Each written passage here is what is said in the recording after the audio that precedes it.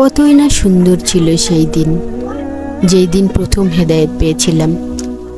আর এখন কতই না খারাপ দিনগুলো, যখন বুঝতে পারছি বিপদে যাচ্ছি তবুও ফেরাতে পারছি না নিজেকে।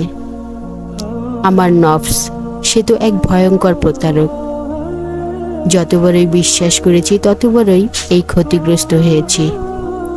কোথায় গেল সেসব দিন যখন এক ওয়াক্ত নামাজ কাজা যেত না, আর এখন প্রেয়সী ছুটে যায় ফজরের নামাজ।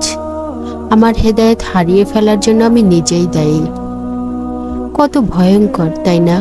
আমি বুঝতে পারছি আমি ভুল পথে যাচ্ছি, তবুও যাত্রা থামাতে পারছি না। রব্বি ইন্নি জালামতু নাফসি ফাগফিরলি। হে আমার রব, আমি নিশ্চয়ই আমার নফসের প্রতি জুলুম করেছি, সুতরাং আপনি আমায় ক্ষমা করে দিন।